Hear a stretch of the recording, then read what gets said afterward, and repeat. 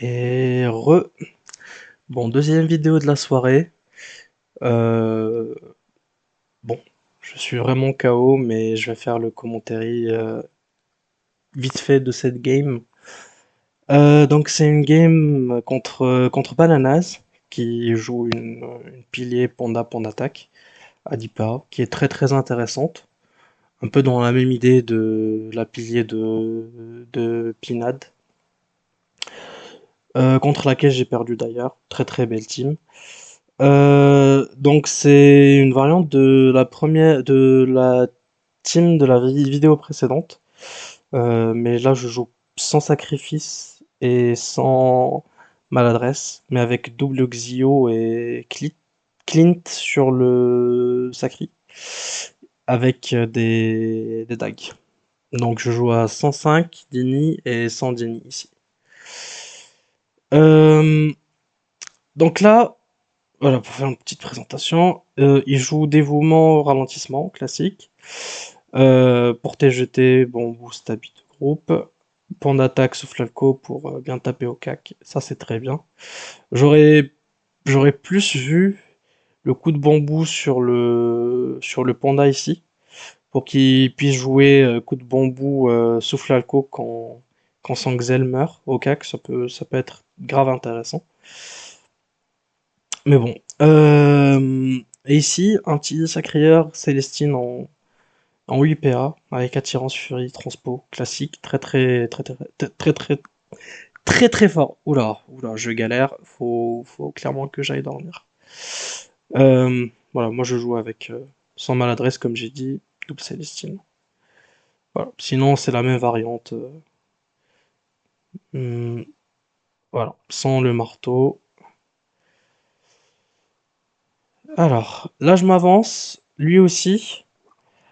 Il voudra me placer le combo dès le premier tour. Là encore, là j'ai vraiment doublement euh, de la malchance, dans le sens où j'ai une initiative qui est désavantagée par rapport à la sienne, et aussi mon combo est en décalé. Donc mon élu, ma adresse de mage joue avant mon élu normal. Euh, Là, en fait, contre les piliers de ce type-là, il faut vraiment jouer intelligemment.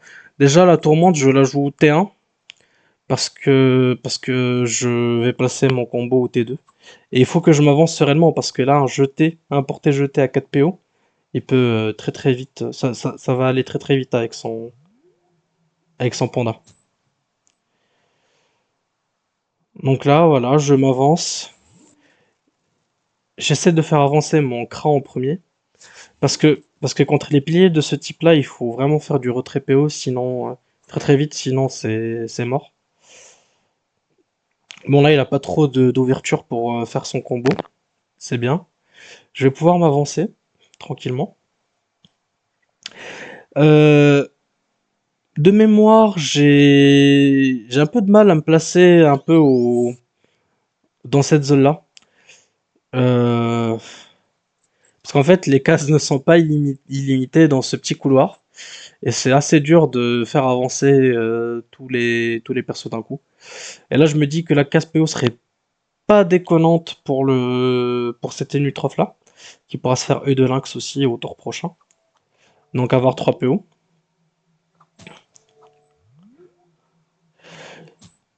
En soi, ici, il peut déjà faire son combo en le jetant là et en faisant avancer son panda. Ensuite, faire transpo et ati. Mais je pense qu'il a décidé de jouer un peu plus safe. Bon, chose que je respecte parce que c'est c'est normal. 1, 2, 3, 4. Bon, il avait de quoi me taper quand même. Une fois.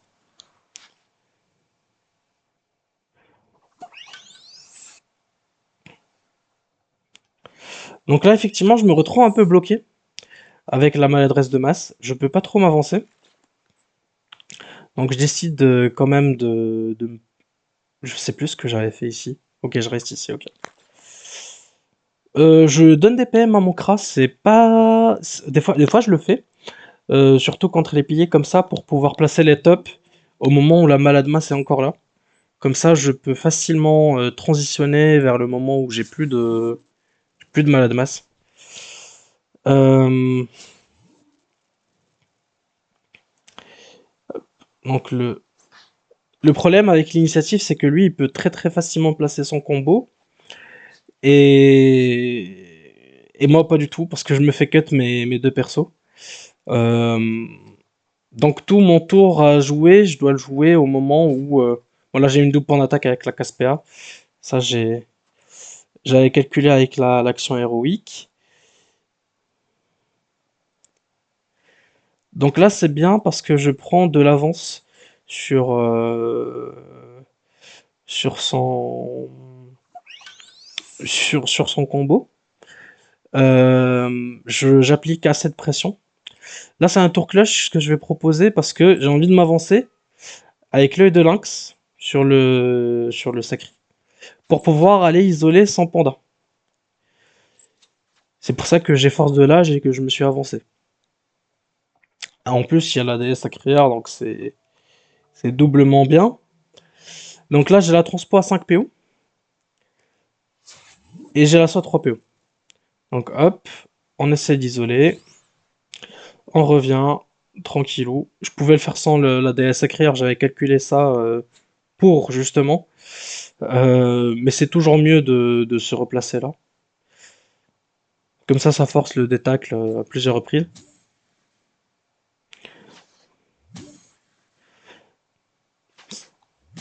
Le triple souffle, il va en faire 4 même, je pense. Le quadruple souffle fait très très mal ici.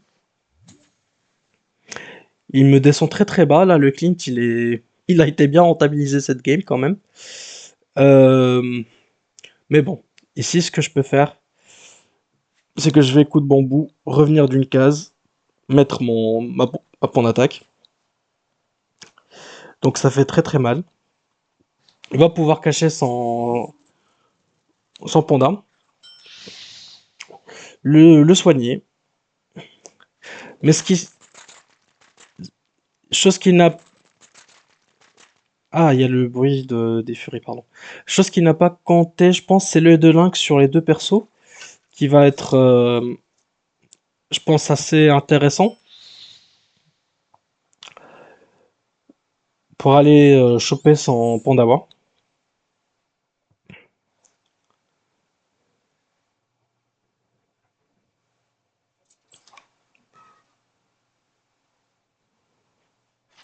Donc là, effectivement, j'en mets deux. Et là, pareil, je me positionne là. Pourquoi je vais me positionner là? C'est pour pouvoir faire un assaut, enfin transpo plus assaut sur le panda. J'ai compté assez pour pouvoir le tuer, avec place à l'action. Donc ce sacri est impossible à mettre en 5 PA, parce que normalement il a ralentissement sur son Xen. Donc il pouvait mettre le sacré à 5 PA et j'aurais pas pu tuer. Sauf que j'avais vu la carte en avance, et j'ai bien préparé le tour, pour pouvoir tuer son panda juste avant son tour. Donc je gagne une petite tempo ici. Et à partir de là, ma team est clairement beaucoup plus avantagée que la sienne. Il n'a pas de dague sur son Xel. Son sacré va vite fait se faire focus, donc il préfère abandonner. Voilà pour ce gameplay. Un peu commenté en vitesse. N'hésitez pas à laisser des commentaires, à like et à subscribe. Et à bientôt pour un nouveau gameplay.